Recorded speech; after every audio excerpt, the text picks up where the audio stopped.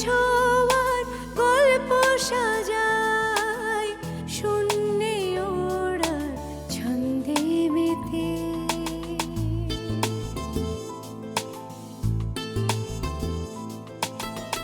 আকাশে যে অসীমের ঠিকানায় সে যেন শুধু দৃশ্য সাজায়। যত গল্প ধাঁধায় হাত বাড়ালে বুঝি কেউ নেই। আকাশ ছোঁয়ার গল্প সাজায় শূন্যে ওড়া ছন্দে মেতে।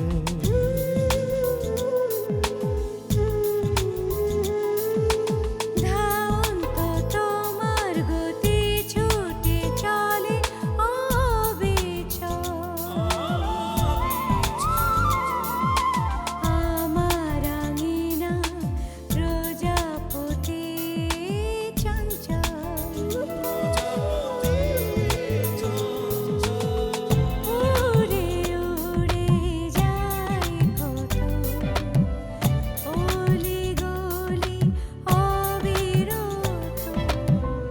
যত কল্প ধাঁধায় মন বাড়ালে বুঝি কেউ নেই। আকাশে ছোঁয়ার গল্প সাজায় শূন্যে ওড়ার ছন্দে মেতে।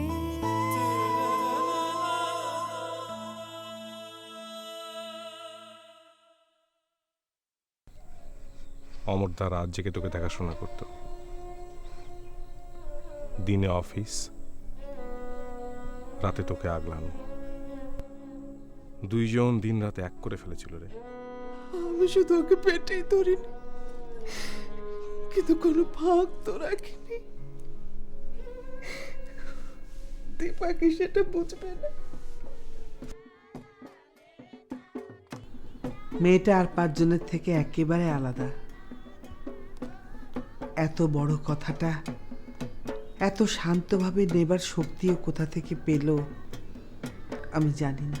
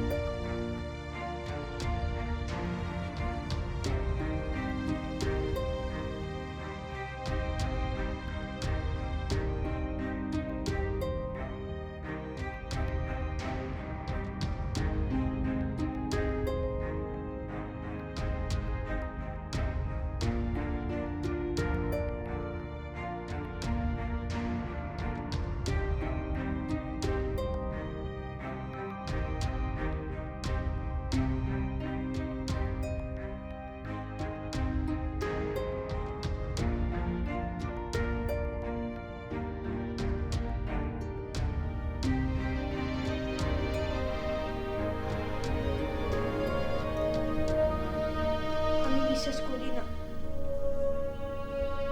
আমি তোমাদেরই মেয়ে। আমি বিশ্বাস করি না, বিশ্বাস করতেও চাই না।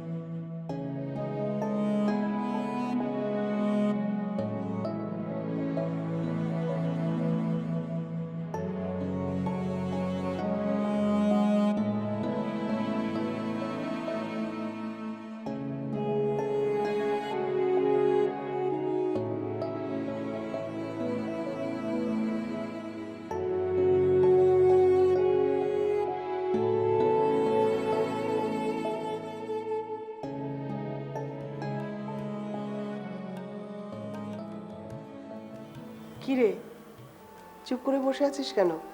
ওরা সব কই? তত্ত্ব দেখতে গেছে। তুই গেলি না?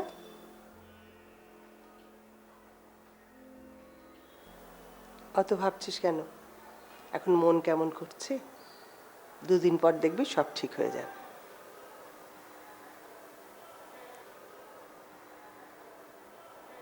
আমিও তো একদিন সবাইকে ছেড়ে এই বাড়িতে এসেছিলাম, আমারও মন কেমন করছিল। এখন দেখ, এ বাড়ি আমার আপন বাড়ি। আরে স্বামীর ঘরই তো মেয়েদের নিজের ঘর। মা, টিটু মিঠুকে একটু এই ঘরে পাঠিয়ে দাও না।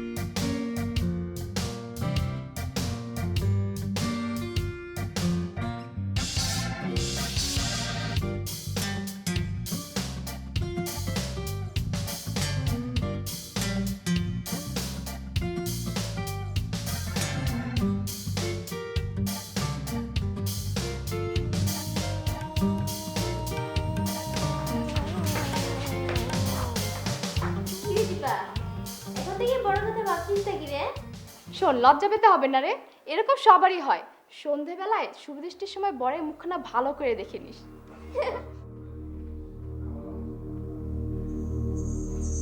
এখন যাই রে দীপা। হ্যাঁ চল। কিরে দিদি, তুই শাড়ি পরেছিস কেন? বিয়ে হলে শাড়ি পরতে হয়। গাধা। আই, আমাকে গাধা বলবি না বলছি। তুই 1 নম্বর গাধা। চুপ কর, চুপ করে এখানে এসে বসে থাক। কেন দিদি? আমি তো চলে যাব, তাই তোরা দুষ্টুমি করিস না। তোর খুব মজা না রে দিদি? এখন থেকে আর পড়তে বসতে হবে না। না রে, আমার পড়াশোনা করতে ইচ্ছে করে, আমি পড়াশোনাই করব। যা, বিয়ের পর আবার কেউ পড়ে নাকি? বাজে কথা না বলে আমার কথা শোন।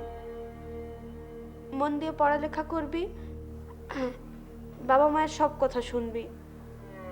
পড়ালেখা না করলে তো বড় মানুষ হতে পারবি না। হায় হায় দিদি, তুই তো বড়দের মতো জ্ঞান দিচ্ছিস রে। আবার এসব কথা বলছিস? আমি চলে গেলে তোদের মন খারাপ হবে না? কোথায় চলে যাবে তুমি? জানিস না, শ্বশুর বাড়ি। তুমি আর আমাদের কাছে থাকবে না? আমাকে যে ওরা সবাই মিলে পাঠিয়ে দিচ্ছে। তুমি চলে যাবে বলে তোমার খুব কষ্ট হচ্ছে না দিদি?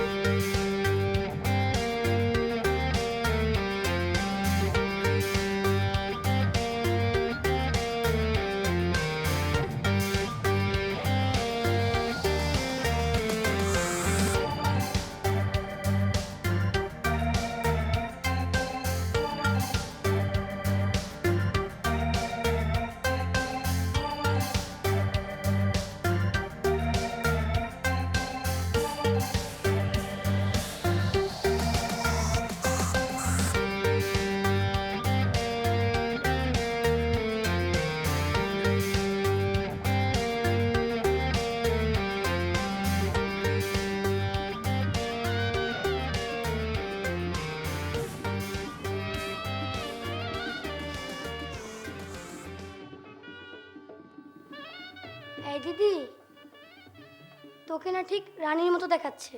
তোর দিদি তো এবার সত্যি রানী হয়ে গেল।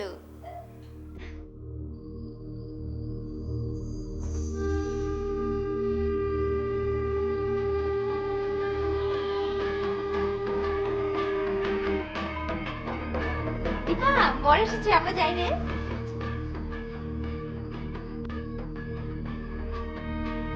দিদি যাই যাই।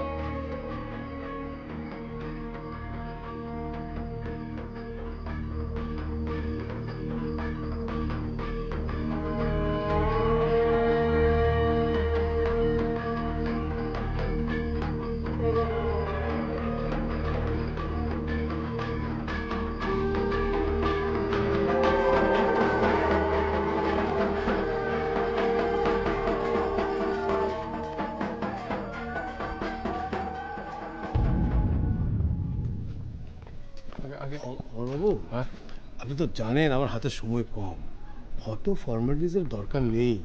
আপনি আশীর্বাদটা সেরে ফেলুন, ঠিক আছে? একটু তাড়াতাড়ি করুন। কি ব্যাপার, আপনি দাঁড়িয়ে রইলেন কেন? জলদি করুন।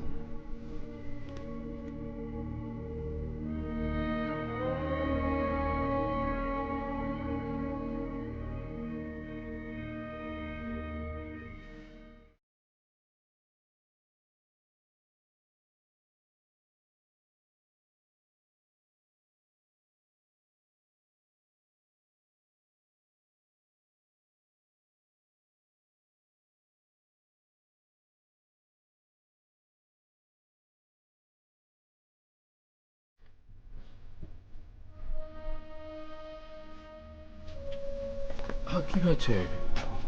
মোটা জামাই তো সুস্থ না। কেন তোমার এরকম মনে হচ্ছে কেন? আপনি নিজ চোখে দেখলেন না, বসলে উঠতে পারছে না, উঠলে বসতে পারছে না, অস্বাভাবিক আচরণ। বয়সটা একটু কম তো। বয়স কম বলে কোনো কথা নেই, অসুস্থ, অস্বাভাবিক। আমি দেখলাম গাড়ি থেকে নামার সময় বাবার হাত ধরে নামলো, কথা বললাম, কথা কোনো ঠিক ঠিকানা নেই, গলাটা নেই।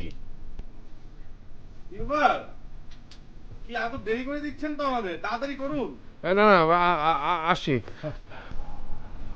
অনুদার কিছু করবেন না?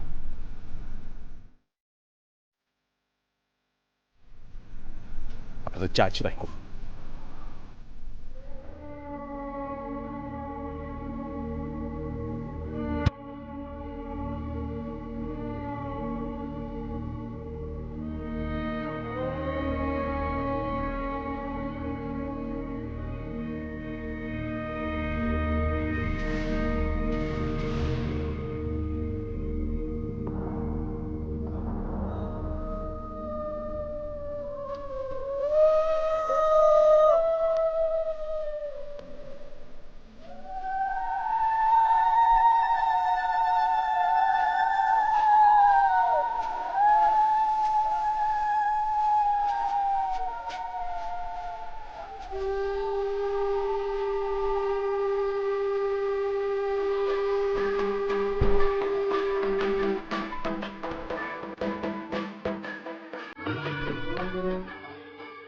না না, প্রণাম করা যাবে না, আপনি সরে আসুন। মানে কি, মানে ঠিক বুঝলাম না তো। অত বোঝার দরকার নেই, যারা আশীর্বাদ করবে তাদেরকে ডাকুন। ছেলের প্রণাম করা নিষেধ আছে, গুরুর আদেশ। যদি একবার প্রণাম করে তাহলে প্রতি প্রণামের জন্য 1 বছর করে আয়ু কমে যাবে। সে কি?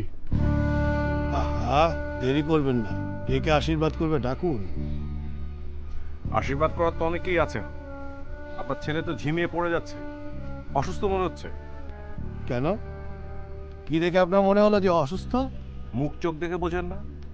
আমার মনে হবে কেন, সব মানুষেরই মনে হচ্ছে। অমর বাবু, আপনার যদি কোনো সন্দেহ থাকে তাহলে ডাক্তার ডাকুন।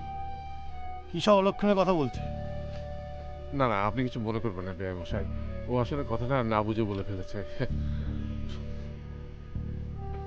না না না না, আমি এরকম ব্যাপার আশা করিনি, অন্তত এই বাড়ি থেকে। রোদ মশাই, বাকি কাজগুলো শুরু করুন।